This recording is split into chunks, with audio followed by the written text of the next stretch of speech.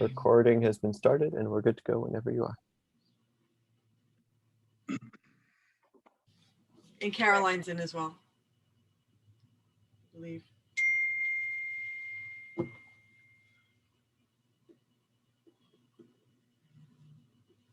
So we're waiting for Evelyn?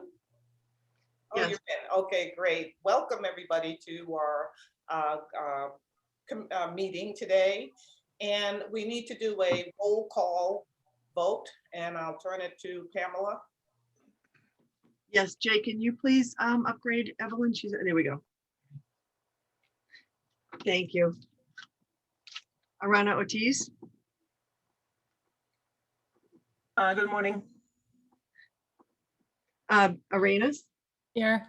Bradley, Here. Cronin, Here. and Douglas. Here. Great. We are joined this morning by Representative China. Tyler. We have a roll call. Well, welcome everybody to this Trustees Executive Committee meeting, and welcome our newest member to this committee, Ben Bradley. Thank you so much for joining us. As you know, the purpose of this committee is in advance of our annual meeting next week to take a look at the agenda, have a discussion, and our meeting this time is in two parts where we will have an executive session following of this. But I'd like to start off first with approval of the March 12th, 2020 minutes. And did everybody receive them? Yes. Yes. And are there any edits? Comments? No comment. Could I get a motion to approve? Moved. Second. Second, all in favor? Aye.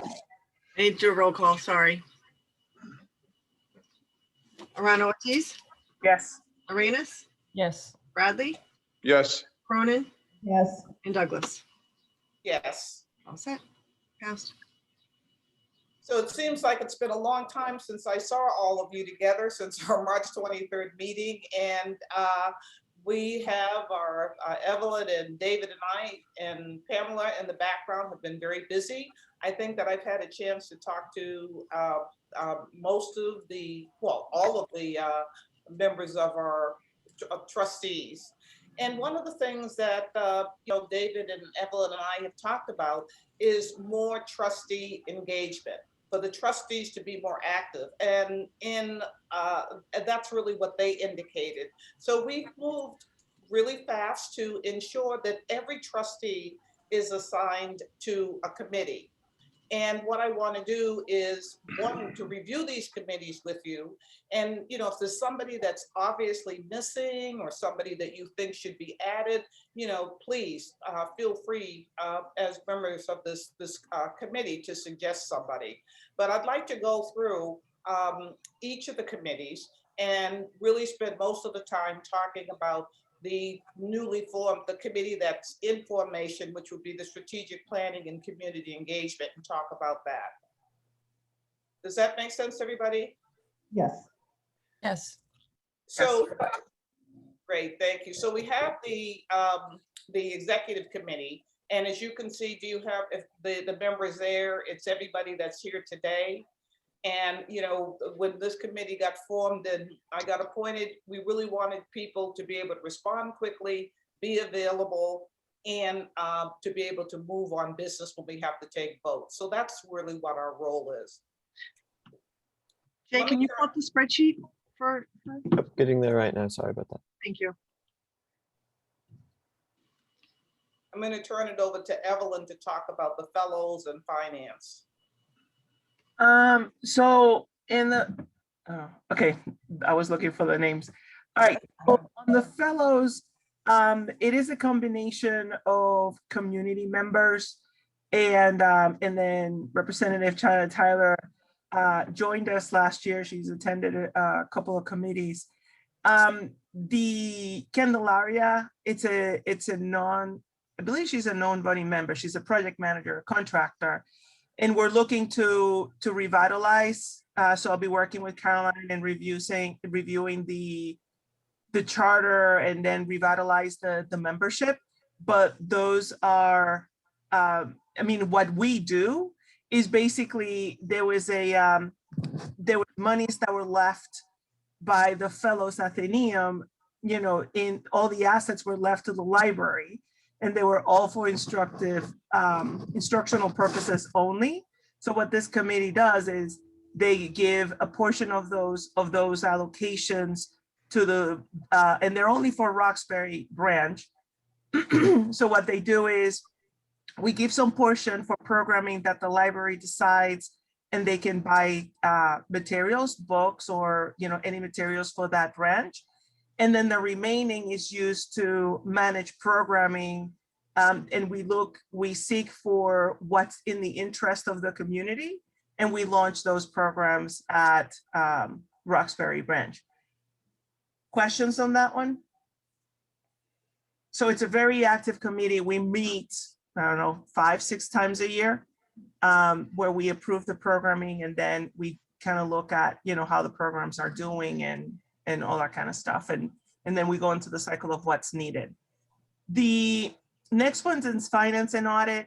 We typically meet before the trustee meeting, because, you know, we want to be able to review any contracts or anything that we need to bring forward and recommendations to the trustee board. But we also serve as you voted before, sort of, you know, we meet up more often, and we can assemble rather quickly if they are emergency contracts approved. We also review, we go through the audited financials, and we also serve as an investment committee. So we have members, you know, John Heiler and Jeff Hawkins, who really do provide a lot of insight to that committee in terms of investments. And then Mike Rushton and Navjeet are the new members proposed to this committee. Great, thank you. And so who's leaving me?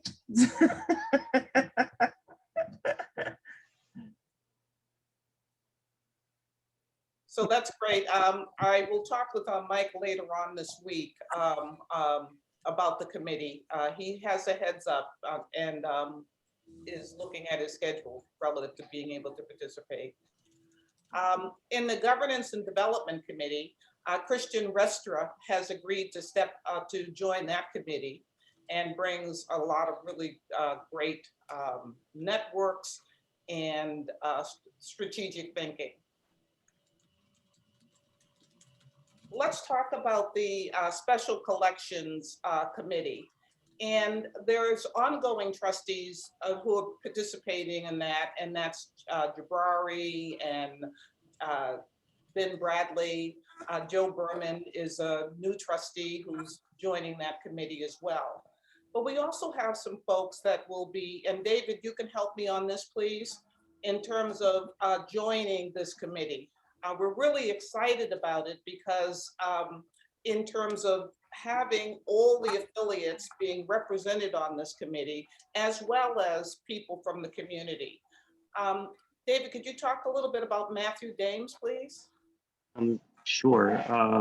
Matthew is the university librarian at Boston University, and is also the incoming president of ARL, the Association of Research Libraries, of which BPL is one of two public library members and a founding member. He's particularly interested in working with us on their collection of Martin Luther King materials from a digitization point of view and activation point of view. So I think he'd be a really great addition to this group. And I would just add that we know that this committee has been largely dormant. We did commit to new trustees getting appointed, but we did not begin meeting until additional membership was determined.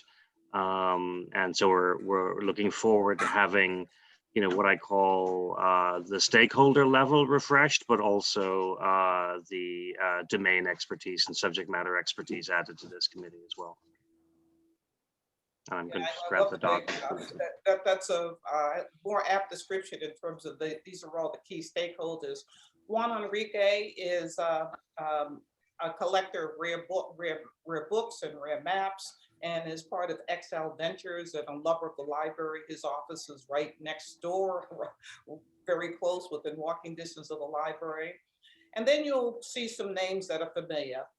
Grace Bay, Jeff Hawkins, and Alan Leventhal. So you can see that they represent different various groups, the fund, the associates, and the MAP Center who will be joining. Our idea is to have this group convene maybe as early as June, have an orientation by Laura and the staff, and get a sense of this before they really start to doing any real work. And maybe, right, we could be in person. What do you think, David? Perhaps very far apart, perhaps outside in the courtyard. We're definitely getting into the zone where these things start to become possible. I can make official news today, but real soon now on the reopening strategy. Great. Any questions or comments about the Special Collections Committee?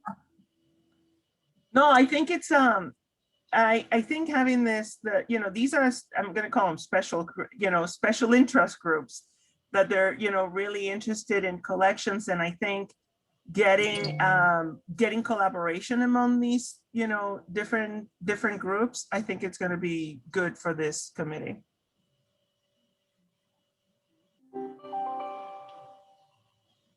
And I think while we still have some structural and relationship issues with the different affiliates, this is an area where there can be potentially, I think, mutual shared interest and clear shared interest with respect to special collections overall, both the care of things and the funding for them and so forth. I mean, David, if you really think about it, it could be great, if you find, because I know the special collections is always, looking for new treasures, and having collaboration, it could be, you could have collections that are thematic, right? And then you bring the maps in, you bring the books in, you bring different things in. So everybody having an understanding, I think it's has an opportunity to do, new and different things. Can I just ask, Okay. sorry, I just wanted to ask, so for example, for the special collections, what is the role of the committee? Is it to weigh in on management decisions about what we might acquire? Is it to raise money for the special collections?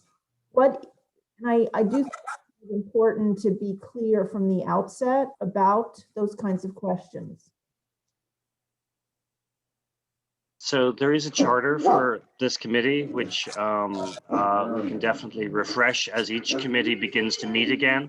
And so sorry.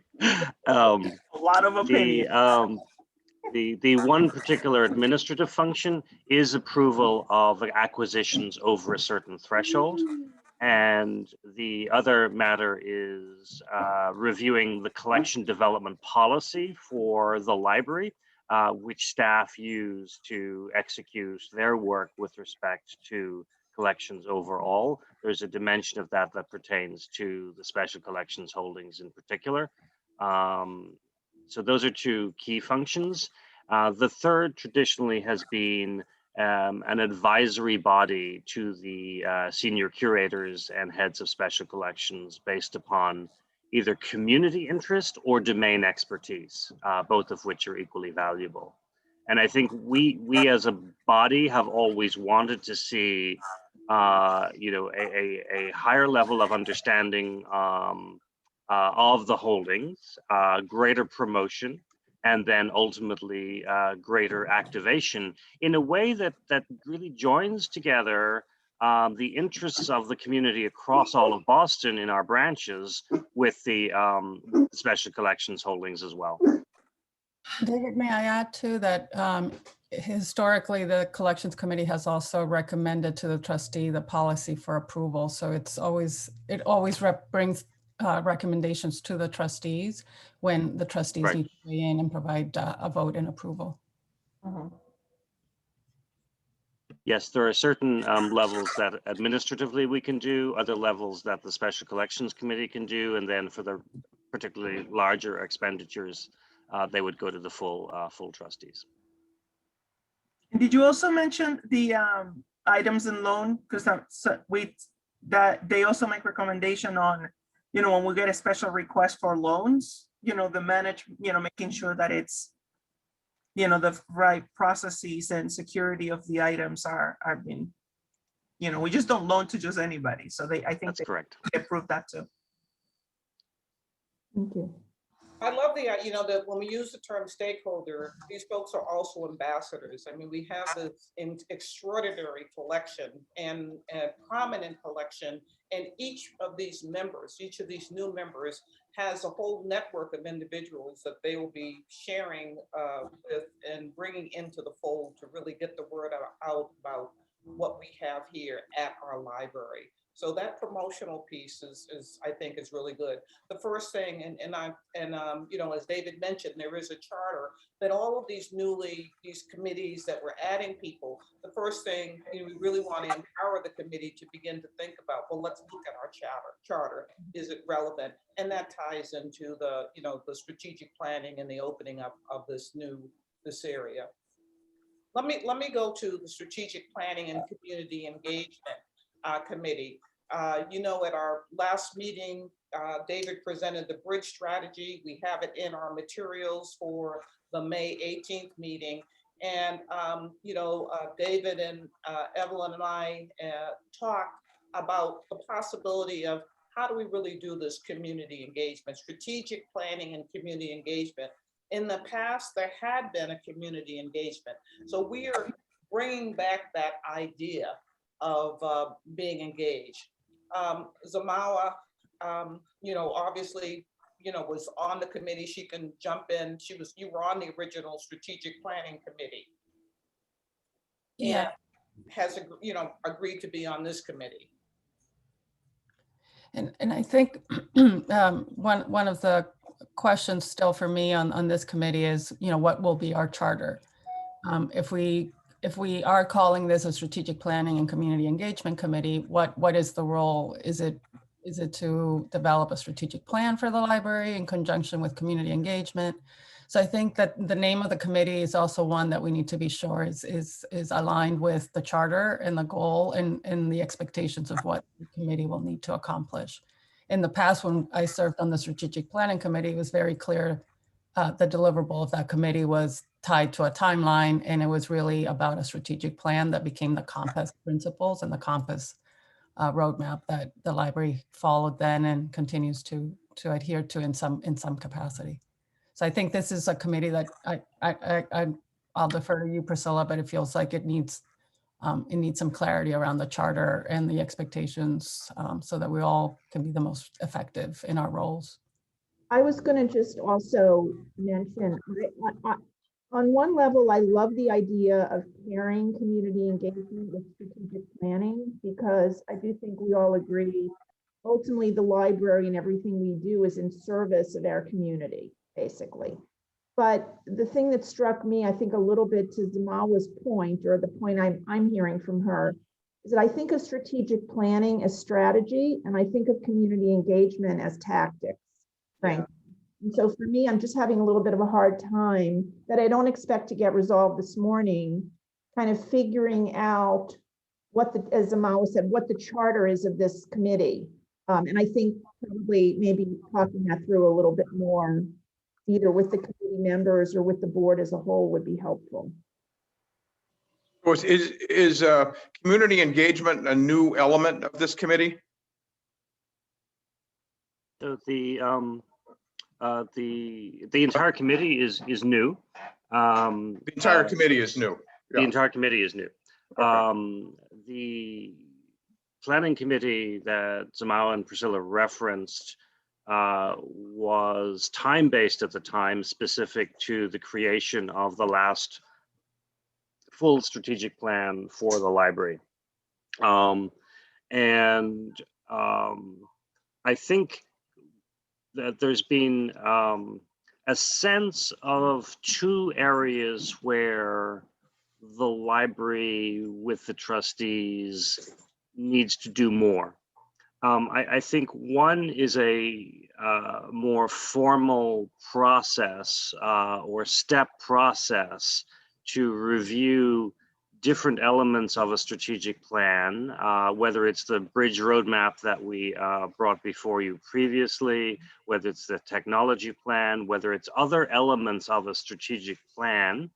But equally, we want to, I believe, improve or substantiate our ongoing involvement of the community with the library. I think the times we live in today also call for that at a much higher level of involvement than might have been conceived of in the past. I do think, Priscilla, we were open to having these as two separate processes, but because of the need for community involvement in strategic planning, there was opportunity to think of this as a single committee. Although, you know, I would say that the charter work may actually tell us as this group convenes and works on this, that work may tell us whether this is best as two separate initiatives or one well-bounded process or charter. So I think again, that- go ahead, Samara. Sorry, go ahead, Priscilla.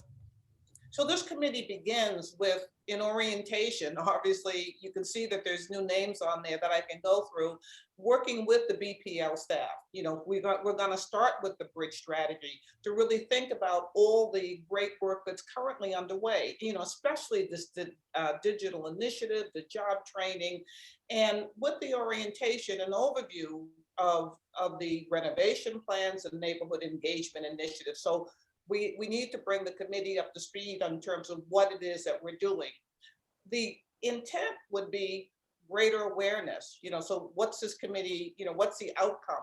This committee will begin to think about, you know, greater awareness of the various programs. How do we get more people in the library? What kind of programs empower and inform people and engage people in the neighborhood branches? So it's building on what we already have with these new members who represent different areas of our community. As the committee is gets going and we start really thinking about the charter, would there also be an opportunity to maybe reassess the name of this committee to reflect the charter?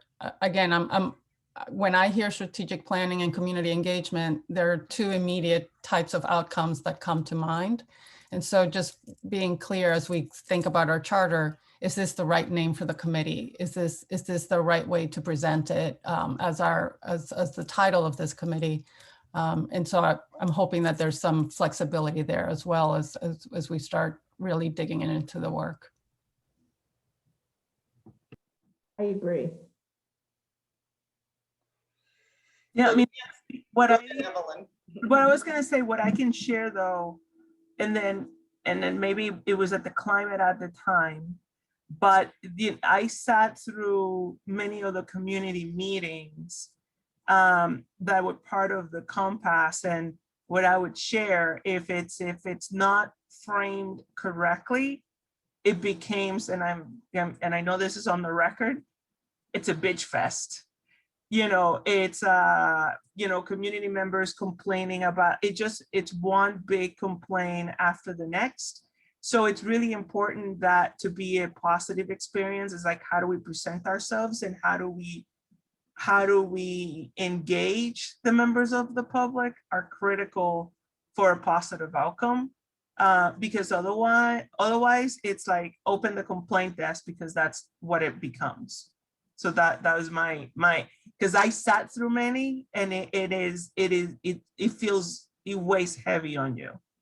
I totally get that. I just think where I'm stuck is, there's no question that if we are going to undertake a robust strategic planning process, a huge part of that process needs to be community involvement / engagement, so that there is a clear community voice with whatever strategic plan or bits of it we come up with. So no question about that. I think that on the other hand, to me, the term community engagement is really about how do we engage the community, in kind of everything we do with the library.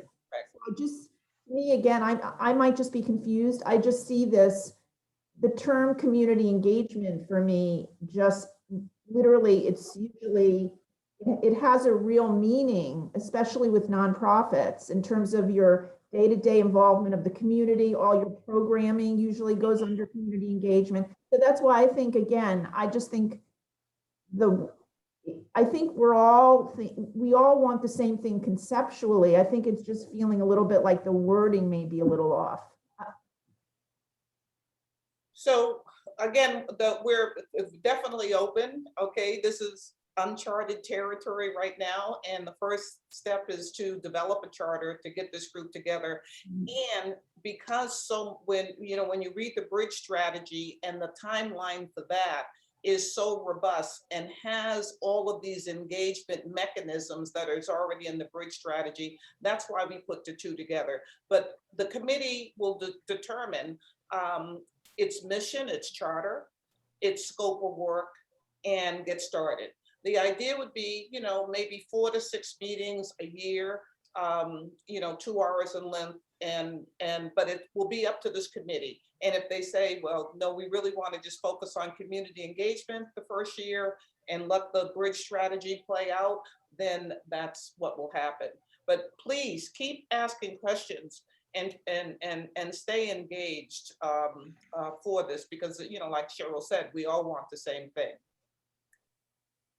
Absolutely. I think it's go ahead. Just to add, absolutely, I think we all agree, and I think this is a great time to start thinking about this, whether we have the right wording or not. But conceptually, I think it's a really important initiative for the library. So I'm fully on board and ready to get to work on it.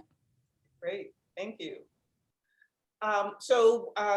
Joyce Linehan will be the chair of this committee, and you can see the names of the folks there. We're really excited about folks who have said yes.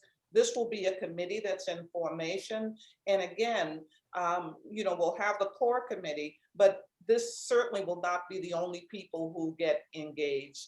Thrilled that China is going to be on this committee as well. Imari is going to be on this committee. It's going to be a great group of people. John Linehan from Mizzou, Boston, is going through this whole engagement process right now and has some great ideas and a lot of enthusiasm to have a closer relationship with the library.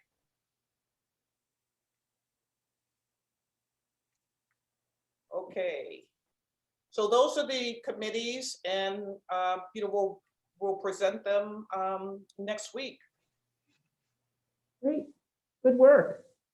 All right. Okay, what's next? New business is next, right? Yes. Jay, can you put the agenda up for me? Thank you. Sorry, working on it. No worries. I know that we have we'll be going into our executive session, and we're a little behind in terms of our schedule. But one of the things that I want to say in terms of new business is that Evelyn and David and I met with the DE&I folks, the Y people who were talking about diversity, inclusion. And as you know, at our last meeting, we had some comments and some discussions about that. And in terms of new business, and I want to get your input on this, we're recommending that we begin our public meetings by sharing with by beginning with our statement on DE&I. And let me just share with you what that would sound like. It's the trustees of the Boston Public Library reaffirm our commitment to racial equity and the principles of diversity, equity, inclusion more broadly. The library is formally committed to becoming an anti-racist organization in response to systemic racism, inequity, and injustice prevalent in our society. We acknowledge that the Boston Public Library's Central Library stands on the land that was once water-based ecosystem providing sustenance for the indigenous Massachusetts people. And we recognize the devastating effects of settler colonization on these communities in their contemporary process. And we are committed to land acknowledgements for all of our locations. Our planning, deliberations, and public engagement is invited to take place from the spirit of welcome and respect found in our motto, free to all. So what I'm asking is, what do you agree that we would begin our meetings with our DE&I statement that was approved by the board on September 29th? So these are principles already adopted. You're suggesting just reading these principles at the beginning of each meeting to reaffirm them? Yes.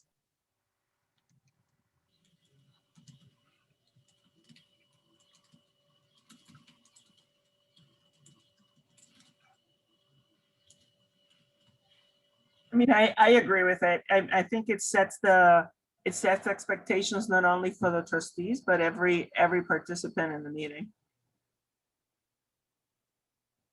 And it's a constant reminder.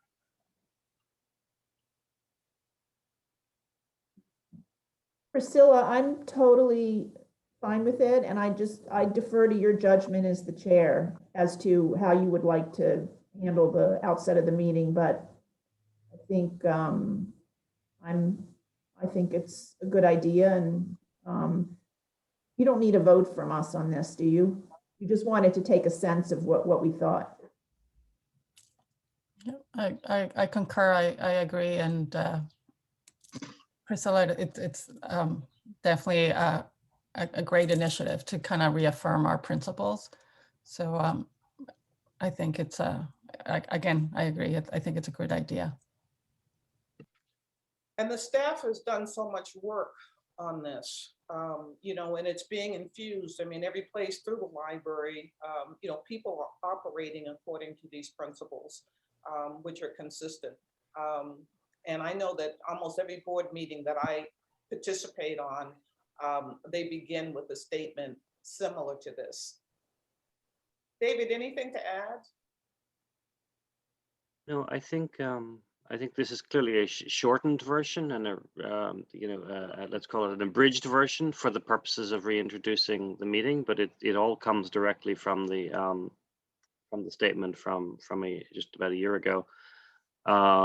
And I particularly like the fact that it may also structure the invitation for public comment in a way that is one based out of respect and the goals that we want to see, as that's sometimes a forum where some people have wanted more to vent than necessarily offer constructive feedback. So I very much like the fact that that's an idea. We'll probably want to preview it, introduce it, and then make sure all of the committee chairs also have the statement and are comfortable with it, comfortable reading it. Thank you. Any other new business?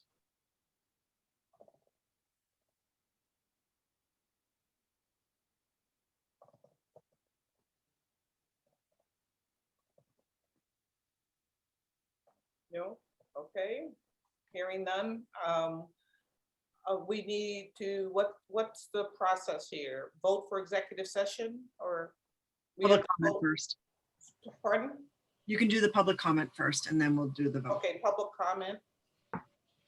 There is just one signed up. It's David Vieira. Just give a minute for Jay to open his mic. Good morning, everyone. Am I on? You are. Good morning. Yes, good morning to the committee members and happy Mother's Day to all the mothers of you who are out there. Thank you very much for having the meeting this morning. I will make the observation that the Citywide Friends is still considered an affiliate of the Boston Public Library. And very often when these committees are formed and it's pointed out that there are affiliate members on these different committees, the Citywide Friends always seems to be excluded from that list.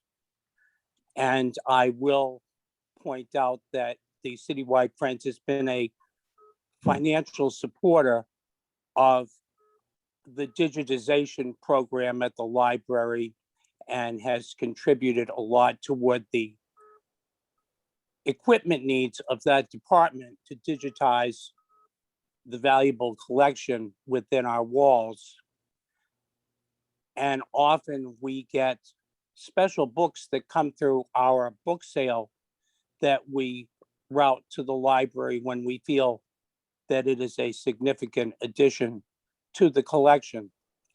So I'm hoping that the committee will consider adding a member of the Citywide Friends to the Collections Committee.